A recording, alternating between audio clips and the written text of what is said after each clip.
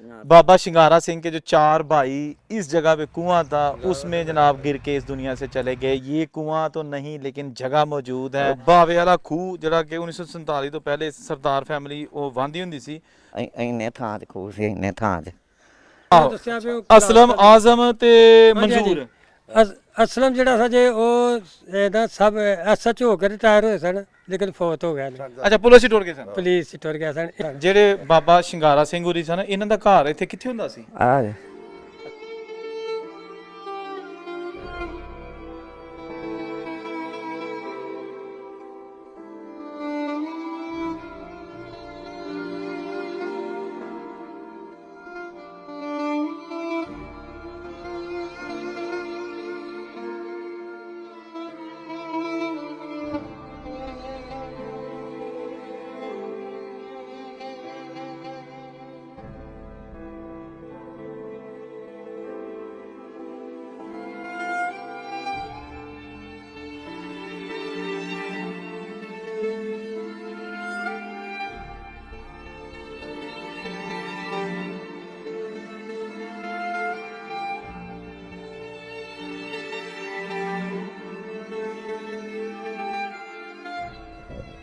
लो जी, सरदार शिंगारा सिंह साहब ने कहा है कि मैं अपना पाकिस्तानी गांव देखना चाहता हूं। मेरी उम्र 94 साल है, मेरा वीज़ा नहीं लगता और मैं जा नहीं सकता।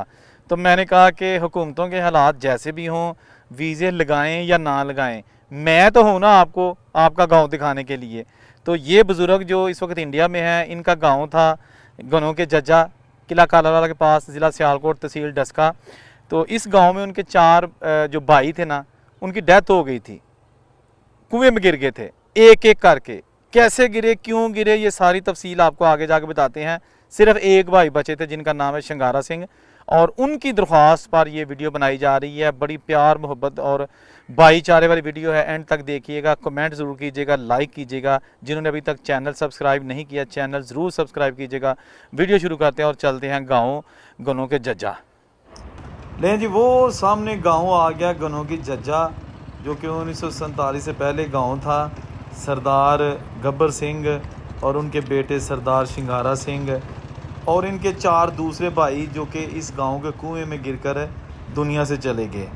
तो सरदार साहब के जो वालिद थे सरदार गब्बर सिंह, उनका भी इंतकाल इसी गांव में ही हो गया था पार्टीशन से पहले।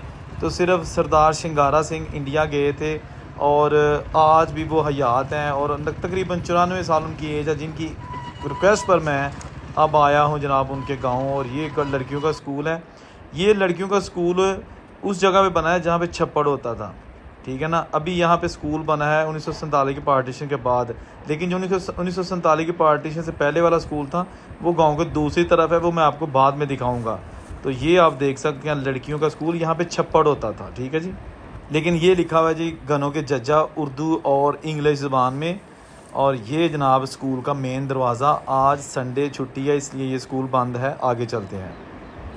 अस्सलाम वालेकुम, मैं औरंगज़ेब बेग, आप देख रहे हैं मीडिया टॉप। आज की वीडियो बड़ी ख़ास है क्योंकि 1947 की पार्टीशन को एक सिख फैमिली इस पाकिस्तानी गांव से इंडिया गई।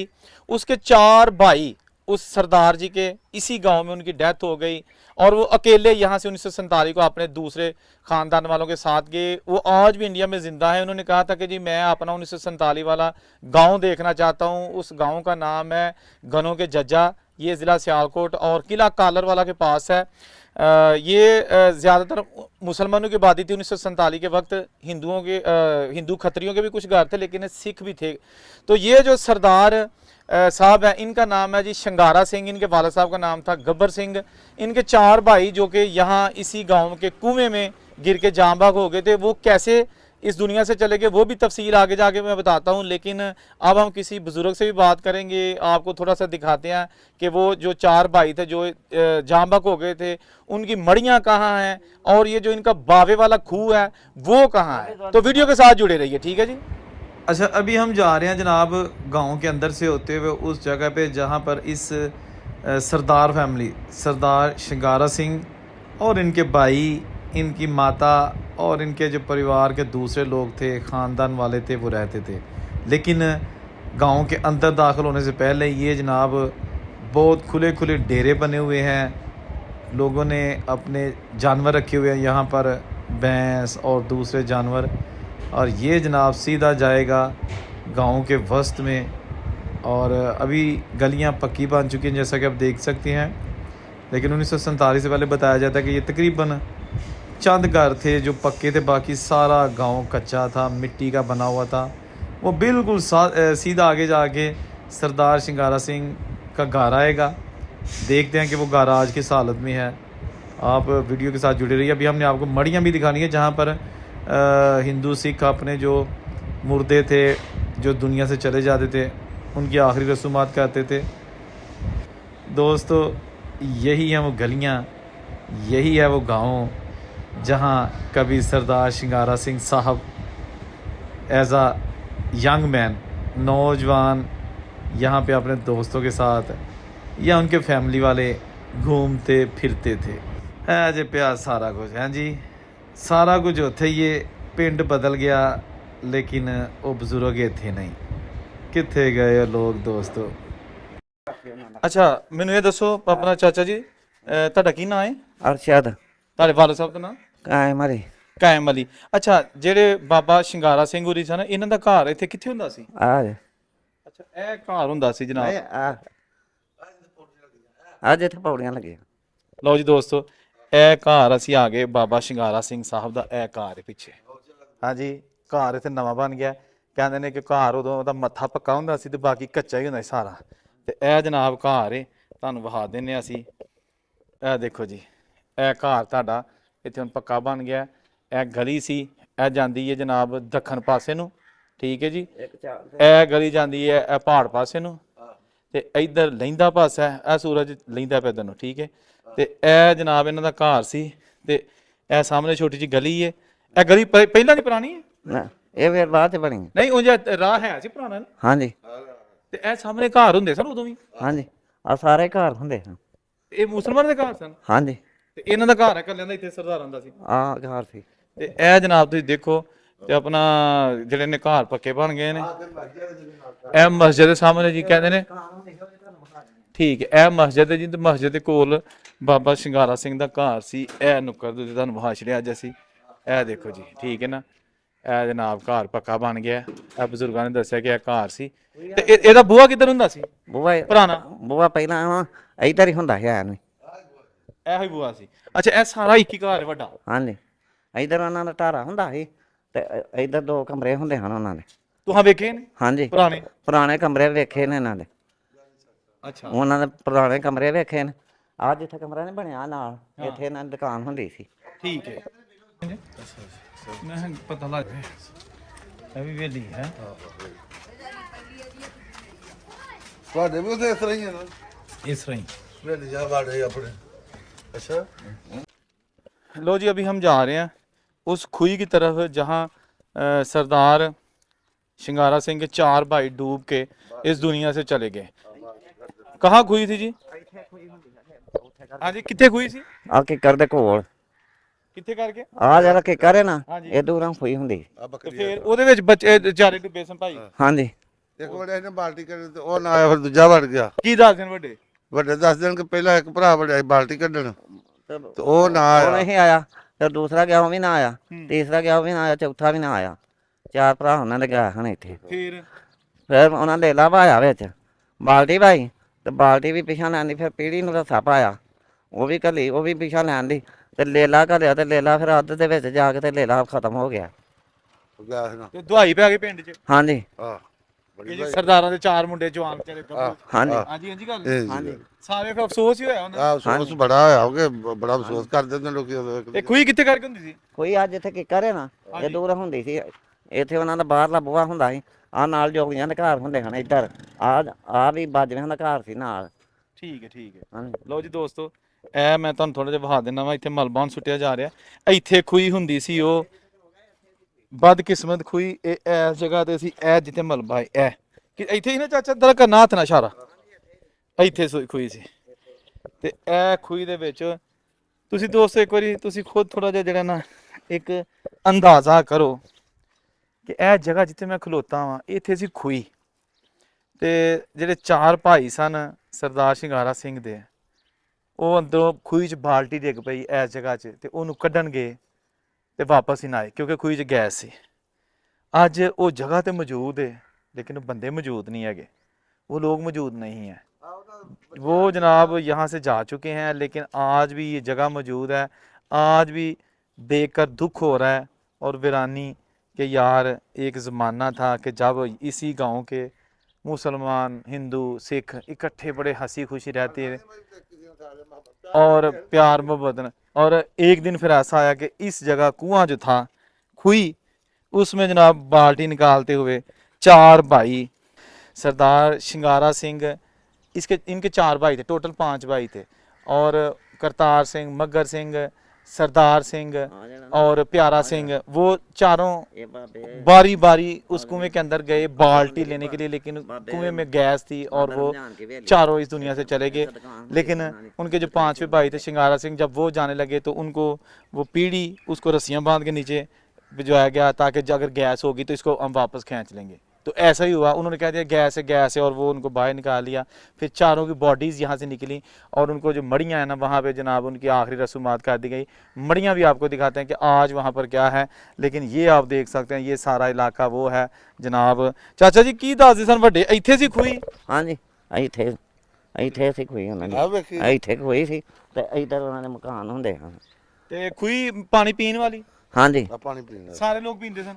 ਨਹੀਂ, ਆਪਾਂ ਆਪਣੇ ਘਰਾਂ ਚ ਹਾਲੇ ਉਹਨਾਂ ਬਣਾਈ ਸੀ ਕੋਈ। ਅੱਛਾ, ਹਾਂਜੀ, ਸਹੀ ਹੈ। ਦੂਜਾ ਲੋਕਾਂ ਨੂੰ ਹਾਸਲ ਘਰਾਂ ਚ ਹੋਰ ਵੀ ਕੋਈ ਖੈਰ, ਠੀਕ ਹੈ, ਆ ਸਾਡੇ ਬਜ਼ੁਰਗ ਜੀ ਦੱਸਦੇ ਹੁੰਦੇ ਹਾਂ। ਠੀਕ ਹੈ, ਚਲੋ ਜੀ ਅਸੀਂ ਹੁਣ ਚੱਲਨੇ ਆ ਮੜੀਆਂ ਵਾਲੀ ਸਾਈਡ 'ਚ, ਠੀਕ ਹੈ ਜੀ। ਹਾਂਜੀ। ਚਲੋ। ਅੱਛਾ ਚਾਚਾ ਜੀ ਮੈਨੂੰ ਦੱਸੋ ਕਿ ਅਸੀਂ ਇਹ ਕਿਹੜੀ ਜਗ੍ਹਾ ਤੇ ਖਲੋਤੇ ਆ? ਇਹ ਜਿੱਥੇ ਮੜੀਆਂ ਹੁੰਦੀਆਂ, ਮੜੀਆਂ ਵਾਲੀ ਜਗ੍ਹਾ ਤੇ? ਮੜੀਆਂ ਵਾਲੀ ਜਗ੍ਹਾ ਤੇ ਖਲੋਤੇ ਜੀ। ਕਿੱਥੇ ਹੁੰਦੀਆਂ ਸਨ? ਆਹ ਜੇ ਮੜੀਆਂ ਆ ਸਾਹਮਣੇ। ਤੇ ਤੁਹਾਂ ਇੱਥੇ ਵੇਖੀਆਂ ਨੇ? ਹਾਂਜੀ, ਵੇਖੀਆਂ ਨਹੀਂ, ਸੁਣਿਆ ਮੈਂ ਵੀ ਵੱਡੇ ਦੱਸਦੇ ਹਨ ਵੀ ਮੜੀਆਂ ਇਹ ਹਨ। ਤੇ ਜਿਹੜੇ ਹਿੰਦੂ ਜਾਂ ਸਿੱਖ ਸਨ ਉਹ ਆਪਣੇ ਜਿਹੜੇ ਮਰ ਜਾਂਦਾ ਸੀ ਕੋਈ ਬੰਦਾ ਤੇ ਉਹਨੂੰ ਇੱਥੇ ਕਰ ਦਿੰਦੇ ਸਨ, ਸਾੜਦੇ ਸਨ? ਹਾਂਜੀ, ਇੱਥੇ ਸਾੜਦੇ ਹਜੇ। ਲਓ ਜੀ ਦੋਸਤੋ, ਇਹ ਏਰੀਆ ਜਿਹੜਾ ਨਾ, ਇਹ ਪਿੰਡ ਘਨੋਕੀ ਜੱਜਾ, ਇਹ ਉਹਦੀਆਂ ਮੜੀਆਂ ਨੇ। ਔਰ ਜਿਹੜੇ 4 ਭਰਾ ਵਿਚਾਰੇ ਸਿੱਖ ਫੈਮਿਲੀ ਦੇ ਡੁੱਬ ਕੇ ਖੂਹ ਦੇ ਵਿੱਚ ਤੇ ਇਸ ਦੁਨੀਆ ਤੋਂ ਟੁਰ ਗਏ ਸਨ, ਪੂਰੇ ਹੋ ਗਏ ਸਨ। ਤੇ ਕਿਹਾ ਜਾਂਦਾ ਉਹਨਾਂ ਨੂੰ ਵੀ ਐਸੇ ਜਗ੍ਹਾ ਦੇ ਉੱਤੇ ਜਿਹਨਾਂ ਉਹਨਾਂ ਦੀ ਆਖਰੀ ਜਿਹੜੀਆਂ ਰਸੂਮਾਤ ਨੇ ਉਹ ਕੀਤੀਆਂ ਗਈਆਂ। ਤੇ ਇਹ ਹੁਣ ਇੱਥੇ ਮੜੀਆਂ ਤੇ ਮੁੱਕ ਗਈਆਂ ਨੇ, ਪੈਲੀ ਹੈ, ਇਹ ਵਾਹੀ ਹੈ ਕਿਸੇ ਨੇ, ਕਿਉਂਕਿ ਇੱਥੇ ਨਾ ਕੋਈ ਹਿੰਦੂ, ਨਾ ਕੋਈ ਸਿੱਖ ਤੇ ਨਾ ਕੋਈ ਲੈਣ ਦੇਣੀ। ਤੇ ਇਹ ਜਨਾਬ ਲਹਿੰਦੇ ਪਾਸੇ ਪਿੰਡ ਹੈ, ਇੱਥੋਂ ਇਹ ਪਿੰਡੋਂ ਚੜ੍ਹਦੇ ਪਾਸੇ ਮੜੀਆਂ ਹੈਗੀਆਂ ਨੇ, ਠੀਕ ਹੈ ਨਾ। ਤੇ ਇਹਨਾਂ ਦਾ ਡੇਰਾ ਜਿਹੜਾ ਹੁੰਦਾ ਸੀ ਉਹ ਜਿਹੜਾ ਸੀ ਖੂਹ, ਬਾਵੇ ਵਾਲਾ ਖੂਹ ਕਿੱਥੇ ਹੁੰਦਾ ਸੀ? ਆਹ ਜੇ ਸਾਹਮਣੇ।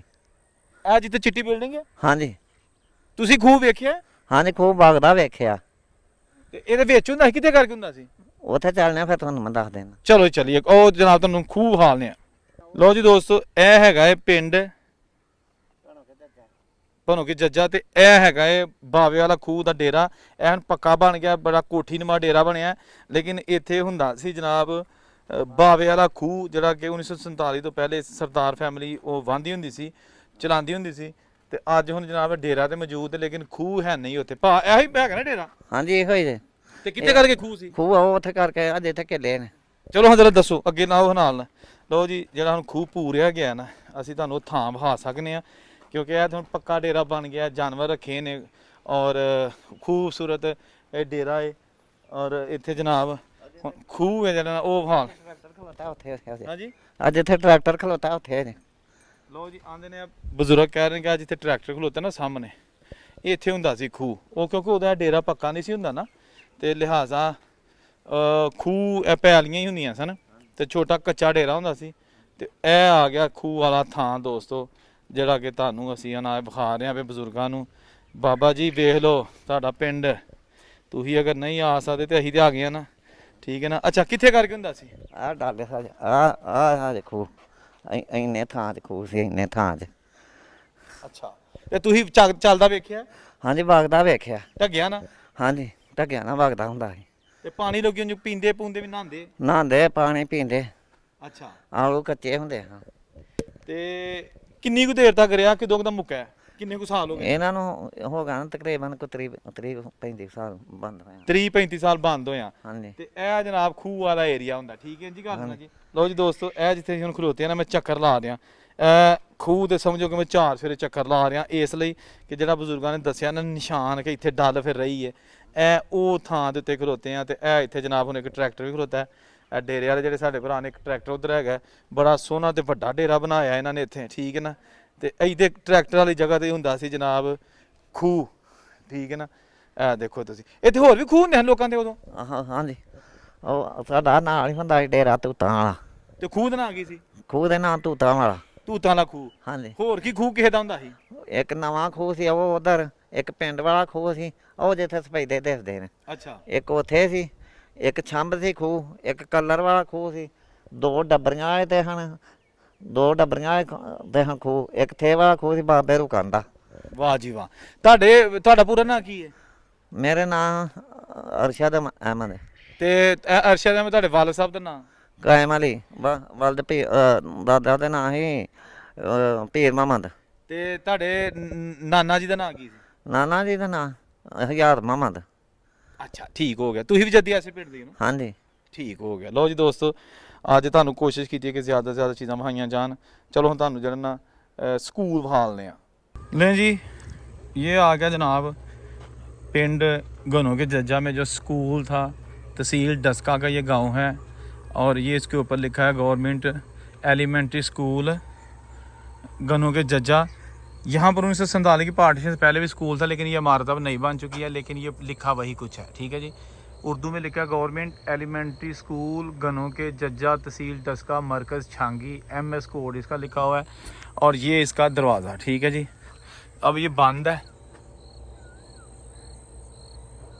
लेकिन है वो स्कूल है दोस्तों। ਇਹ जनाब ਇਹਦਾ ਮੇਨ ਸੜਕ ਜਿਹੜੀ ਹੁੱਸਾ ਜੱਜਾ ਵਾਲੀ ਸਾਈਡ ਨੂੰ ਜਾਂਦੀ ਹੈ। ਇਹ ਪਿੰਡ ਗਨੋਂ ਕੀ ਜੱਜਾ ਇਹ, ਠੀਕ ਹੈ ਜੀ। ਤੇ ਇਹ ਜਿਹੜਾ ਚਿੱਟਾ ਡੇਰਾ ਨਜ਼ਰ ਆ ਰਿਹਾ, ਇੱਥੇ ਹੁੰਦਾ ਸੀ ਬਾਵੇ ਵਾਲਾ ਖੂਹ। ਇਹ ਇੱਥੇ ਤੇ ਇਹ ਜਨਾਬ ਪਿੰਡ ਕੋਈ ਜ਼ਿਆਦਾ ਵੱਡਾ ਪਿੰਡ ਨਹੀਂ, ਲੇਕਿਨ ਬੜਾ ਪੁਰਾਣਾ ਪਿੰਡ ਹੈਗਾ।